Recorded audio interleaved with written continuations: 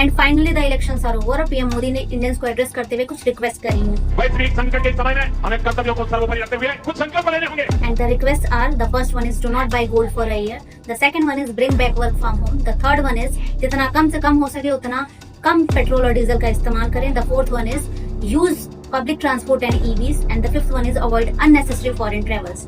But उन्होंने ये सारी रिक्वेस्ट करी क्यों? Is something big is going to be happen? Not really. समझने वाली बात है कि जो वेस्ट एशिया का कॉन्फ्लिक्ट है उसने इंडियन इकोनॉमी पर असर डालना स्टार्ट कर दिया है। As we all know, India बहुत सारी चीजों को इम्पोर्ट करता है, specially crude oil and gold, और इन सब चीजों को खरीदने के लिए इंडिया को देने पड़ते हैं यूएस डॉलर्स, ना कि रुपीज। और मिडिल ईस्ट में चल रहे टेंशन की वजह से पेट्रोल और डीजल की प्राइसेस वैसे ही बहुत ज्यादा हाई हो चुकी हैं, तो इंडिया को उसे खरीदने के लिए और भी ज्यादा यूएस डॉलर देने पड़ रहे हैं, जिससे इंडियन रुपये पे प्रेशर बढ़ रहा है। अब रही बात गोल्ड की, तो इंडिया वर्ल्ड में सबसे ज्यादा गोल्ड इंपोर्ट करने वाली कंट्रीज में से एक है, और गोल्ड को भी इंपोर्ट करने के लिए बहुत सारे यूएस डॉलर बाहर जाते हैं। तो सिंपल सा लॉजिक है कि जितना कम से कम डॉलर का आउटफ्लो होगा उतना इकोनॉमी पे कम प्रेशर पड़ेगा। बट द क्वेश्चन इज, क्या ये प्रैक्टिकल है और क्या आप इन रिक्वेस्ट को फॉलो करोगे? Let me know in the comment section.